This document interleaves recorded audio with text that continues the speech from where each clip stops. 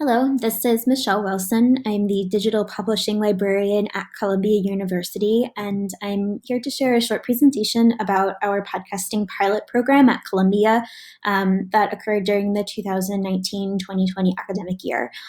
When I'd originally proposed this experimental session for the in-person forum, I'd intended not only to do the interactive activity that we'll do during the workshop, but to share some information about how our pilot program worked out at Columbia and share some of the resources and documentation that I've developed over the course of running this program for the last year. But in the interest of time and making sure that we can enjoy the full activity during the workshop, I'm going to share a little bit of information about that program here. So our pilot program really came out of what I felt to be an organic need within the community for podcasting services. When I started at Columbia in the summer of 2018, I undertook an environmental scan, getting to know people from different departments and other units within the library. And podcasting really emerged as something that people from across the university were really interested in. Faculty and students looking to create their own podcasts to share their research. Programs like journalism, narrative medicine, and oral history looking to help their students to gain skills that would help them in their professional lives. And faculty who were very interested in incorporating podcasting into their courses for students to be able to learn new communication styles and digital literacy skills in addition to sort of writing and researching on a topic that related to their class. These are some of the notes from some of my environmental scan interviews with people across the campus. Those interviews helped me to develop a pilot services proposal that I presented in May of 2019 that sought to frame podcasting as something that would help us to create ties with people around campus, offer a really what I thought would be a popular service, and bring people into the library to get more familiarity with our digital scholarship services in our unit and our digital scholarship center, but also as a way to think more about things like public humanities and public science and encouraging people to use digital publishing technologies to develop new ways of communicating and thinking about sharing research outside of academia with public audiences. We acquired a small equipment library. We have materials that allow people to record outside of the library. So we have a small number of Zoom recorders and carrying cases, microphones, and headphones, SD cards that people can borrow and take out of the library. We also converted a small closet on the mezzanine level of the third floor of our library into a relatively soundproofed studio with professional grade book recording equipment and a few more bells and whistles like a mixing board. We also offer a computer in that space that has a lot of different sound editing softwares on it. So people can come in and use that as a quiet sound mixing and editing space as well as a recording space. Unfortunately, that space is closed because we are off campus for now, but it was something that was very popular and really looked for because there are not a lot of quiet or soundproof recording spaces on our campus. One of the most important aspects of this program, from my perspective and also from my division, which is the research and learning division within the libraries, was that our podcasting program came with a lot of educational offerings. We didn't just want this to be about people coming in and being able to grab a microphone. If we were going to put effort and resources into this program, we wanted it to advance the mission of our digital scholarship unit to engage people with publishing and use publishing as an active learning tool. So that concept of publishing as pedagogy, which has informed a lot of the programming that I do around our journals operations and many of our other digital scholarship technologies. So we wanted people to be engaging with podcasting, thinking about how communicating orally might change the way in which they speak and they communicate, and helping them to think about concepts that affect all kinds of publishing, like copyright, like access, like discoverability, archiving. And so we developed two main educational streams. One, a series of workshops that we held in the fall, and a podcast club that has been running for 2 semesters now. So our Podcast Essentials series, which was held in the fall from October 3rd to November 7th, was a 6-week series. We opened this up to students, faculty, staff, and alumni, so anybody who had a Columbia ID card and could get into the library could come and participate in this series. We had 126 sign-ins with an average of about 20 participants per workshop. So for us, we considered this a pretty popular offering. And I had the opportunity through this workshop series to collaborate with faculty and other librarians across campus, including Sally Herships, who is a NPR reporter and is the director of the audio program at the journalism school here at Columbia, and Rachel James, who is the director of the media center at Barnard. And so it was a great opportunity for me to bring these experts on their various topics in to do programming at our library and offer their expertise to our community. The Podcast Club is a program that I have been running for the last 2 semesters. It is a 9-week extracurricular program. So the students come in, it's not a class, they don't get credit for it.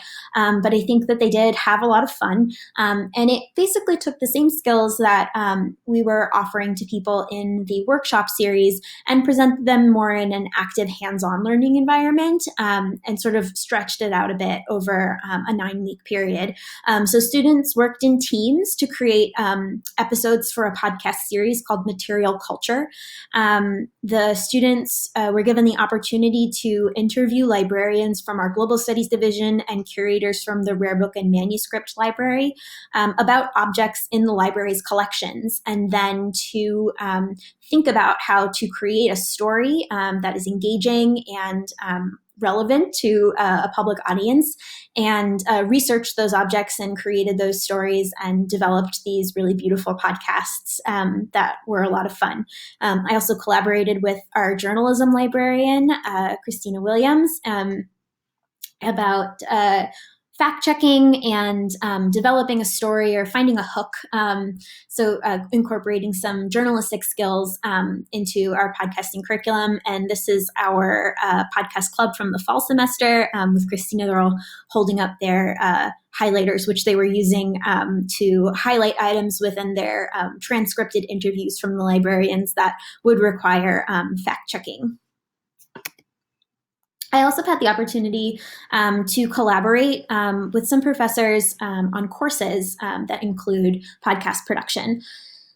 This is something I mentioned earlier, that many professors at Columbia are interested in having their students create podcasts rather than, or in addition to, writing a traditional term paper. And Shoe Leather is a podcast that is collaboratively produced by a class at the journalism school. They investigate cold cases from newspapers from different decades.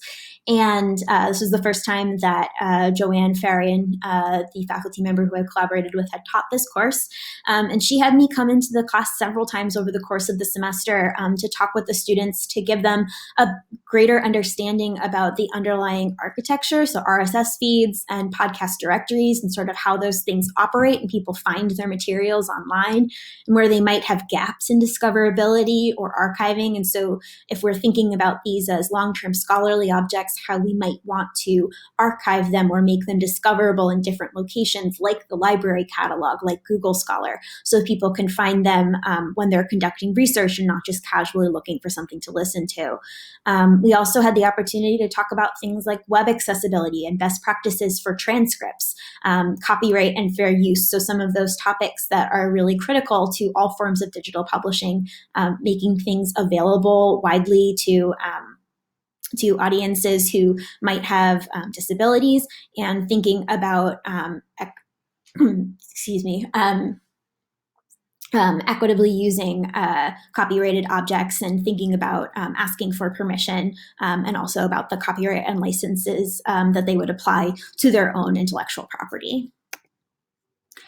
We have created a program for partnerships and equipment lending. So in addition to giving people the opportunity to learn about podcasting, we wanted to create a system by which people could use library infrastructure to host their own podcasts and RSS feeds, and also to access the equipment that we have in the library. We have a very small library of equipment. So we could not just put all of the microphones and recorders into our library catalog and have people check them out, because it would have become a very overwhelming system for the students who work in the Digital Scholarship Center to manage the lending to such a wide audience of people. So we created an orientation program that will run on a monthly basis with a low cap of 15 attendees per orientation to teach people the sort of rules and regulations around using the recording space and equipment.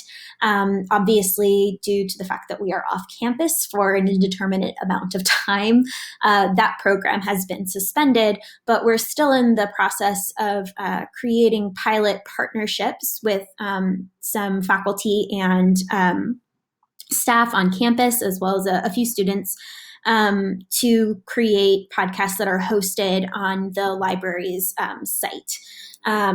We've created a home for our podcasts. It's not our ideal solution, but it's what we're working with right now due to some rollbacks that we've had to make in terms of planning and purchasing new technologies. So we've created a home for our podcasts on the library's WordPress installation. So it's essentially on a WordPress blog.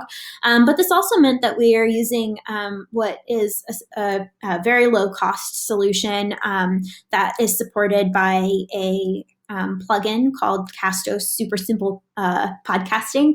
And so people who come and publish here at the library or attend one of our orientations learn how to use this software. And so it is a transferable skill that people can take away from them if they decide not to have their podcast published by the library, or if they graduate and are no longer eligible for podcasting partnerships, that they've learned how to generate RSS feeds and create these websites in a way that they can carry on and do themselves.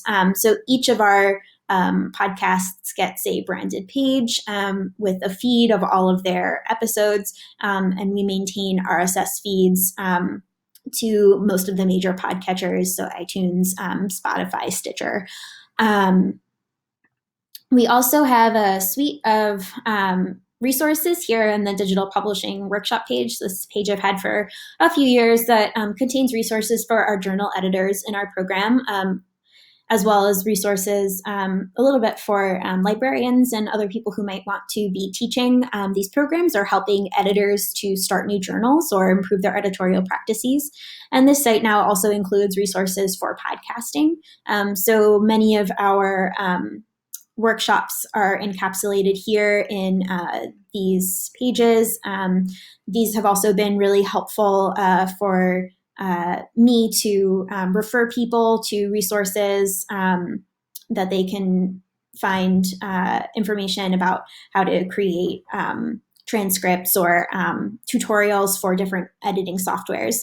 I've also included on here because when I was looking to start a program at Columbia, there were not a lot of resources about other programs that might have been running at libraries surrounding podcasting. And so I've included, for people who might find it useful or interesting, to look at some of the terms of our podcast partnership agreements and the service proposal that I presented to our library, some of our permissions forms, guest consent forms, and media permissions, and then many of the lesson plans that I used in my podcast club and in teaching the podcasting in an hour workshop, which is what our experimental session will be based on today. So I hope to have a lot of fun with you guys in the collaborative workshop session that we'll be doing later. And if there is time at the end of the workshop, I will be very happy to answer any questions.